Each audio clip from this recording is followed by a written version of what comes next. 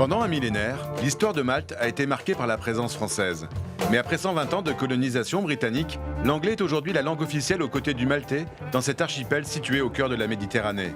Alors quelle est la place de la langue française dans le plus petit pays de l'Union européenne? Pour le savoir, je vous emmène au sein d'écoles et d'universités maltaises.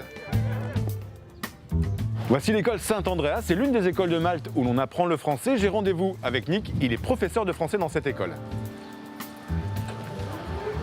Bonjour Nick. Bonjour Ivan, bienvenue à notre école. Merci, je suis ravi de te rencontrer. Alors Saint-Andreas, c'est une école où on apprend le français. Oui, tout à fait. Pendant les 2 premières années, le français est obligatoire à l'école. C'est un peu différent des écoles publiques parce que là, ils ont l'option de continuer les langues étrangères jusqu'à la fin du collège, en effet. Tu me montres? Je vous invite à voir ton une cours de notre classe. Allez, Voilà. ça marche. Alors ton cours est là, c'est ça? Oui, allez-y. Merci. Bonjour les enfants. Ça va? Je peux me mettre là, Nick? Oui, installez-vous. Allez, je vais suivre ton cours. Qu'est-ce que c'est? Ça sert à quoi? Il y a 2 pages de civilisation. Regardez les images. Ok? Il y a combien d'images? Bonjour. Bonjour, Comment tu t'appelles? Teresa. Teresa. Pourquoi tu aimes la langue française? Pourquoi c'est mon langue préférée? C'est important pour mon futur. Pourquoi c'est important pour ton futur? Je voudrais étudier en France. Qu'est-ce que tu aimes bien pendant les cours de français? La culture et la grammaire, beaucoup.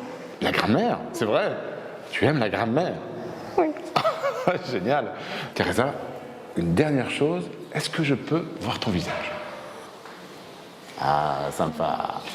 Bon, ben, bonne continuation à toi. Qu'on coupe beaucoup d'arbres et il y a le problème de déforestation, qui est des problèmes qui apparaissent en ce moment sur cette planète. Quelle est la place de la langue française dans les écoles à Malte? Ça commence à bouger un tout petit peu, mais il y avait des périodes où le français n'était pas tellement étudié. C'était surtout l'italien qui dominait la scène des langues étrangères. Mais le français sera utile pour leur avenir, c'est ce que je demandais à Teresa tout à l'heure. Oui, oui, ça sera très utile pour eux parce que ça pourrait leur donner aussi l'opportunité d'aller à l'étranger, de continuer leurs études. L'important, c'est qu'ils n'apprennent pas le français parce qu'ils sont obligés de l'apprendre. C'est-à-dire qu'ils sont là parce que le français, pour eux, c'est un plaisir d'apprendre. Et toi, tu leur donnes le plaisir d'apprendre. On essaie. Dis-moi, Nick, j'aimerais bien rencontrer des étudiants qui étudient le français à l'université. Qu'est-ce que tu peux me conseiller? Vous pouvez parler à Madame Marilyn Malia, qui est formatrice à l'Université de Malte. Écoute, je vais suivre ton conseil, je vais aller la voir. Merci beaucoup pour ton accueil. Salut. Au revoir. Ciao. Merci. Merci les élèves. À bientôt. Merci, au revoir.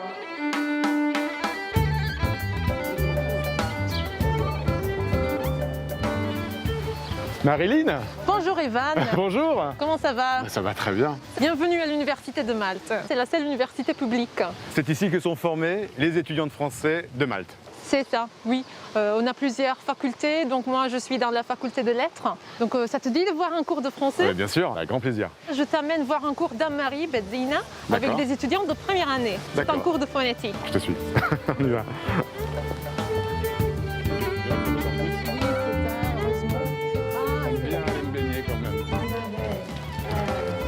Le cours c'est ici. C'est ici? D'accord. Voilà. Bonjour. Bonjour. Voici Anne-Marie. Merci Marilyn, à tout à l'heure. À tout à l'heure. Bonjour Anne-Marie. Bonjour Yvan, enchantée. Et puis bonjour les étudiantes. Il n'y a pas beaucoup d'étudiants, hein? Non, malheureusement, on n'en a presque jamais. Presque jamais. Bon, il faut les motiver, Oui. les garçons, à apprendre le français. Donc ce sont toutes des spécialistes de français. Donc elles font différents volets dans leur cursus. Il y a le volet littérature, il y a de la civilisation et il y a le volet linguistique dont je m'occupe moi. Et alors pourquoi elles décident de venir étudier le français dans votre université?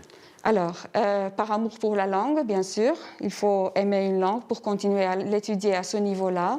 Et puis après, il y a des possibilités de professionnelles, par exemple en interprétariat ou en traduction, ou bien pour devenir professeur de français langue étrangère, ou bien encore travailler dans le secteur de la diplomatie, par exemple. Oui, dans les institutions européennes, par exemple. Voilà, c'est cela. Donc il y a des vraies opportunités pour celles et ceux qui veulent travailler en français à Malte. Oui, et je crois que cette chose doit être... on doit en faire la publicité, en quelque sorte, parce que peut-être que, étant bilingue, les Maltais ne comprennent pas assez l'importance des langues étrangères et surtout d'une langue comme le français, qui est importante au niveau européen, au niveau international et qui peut être un atout vraiment pour la profession d'une personne. Est-ce que ça t'ennuie si j'assiste un petit peu à ton cours? Bien C'est sûr. possible? D'accord, je vais juste là. Continue. Hein. OK. Donc, c'est presque parfait.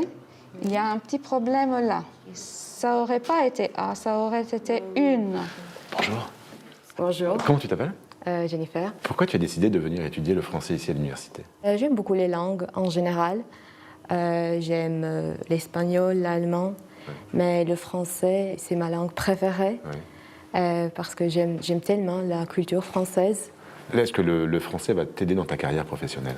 Oui, je veux devenir traductrice ou interprète, donc je dois parler le français très bien.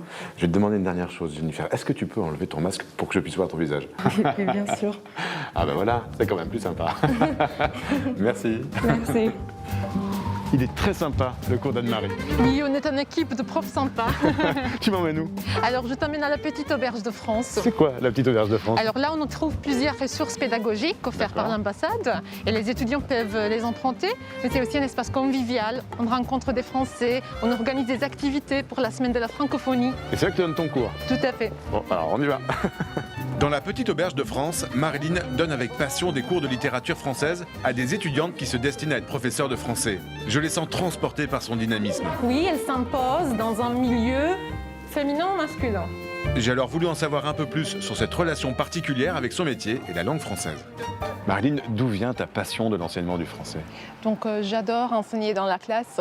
À l'université, j'ai l'opportunité d'enseigner ce qui me passionne le plus, c'est-à-dire la culture et la littérature française. Donc ça, c'est une chance. Qu'est-ce que tu as envie de transmettre à tes étudiants? Cet amour pour la langue et la culture, aussi de développer leurs compétences de communiquer, mais aussi d'analyser des produits culturels et de transmettre leur savoir. Pour toi, quelle image a la langue française et la francophonie ici à Malte?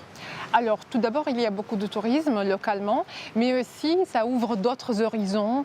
Ils peuvent trouver du travail à l'étranger, ils peuvent travailler avec les institutions européennes. Donc, il y a plein de choses à considérer. Je suis tout à fait d'accord avec toi. Alors, si vous souhaitez en savoir plus sur l'enseignement du français à Malte, c'est très simple. Rendez-vous sur notre site internet. On reste à Malte la semaine prochaine. On parlera culture et francophonie. Très bonne semaine à tous sur la planète francophone. Au revoir. Au revoir. Ciao.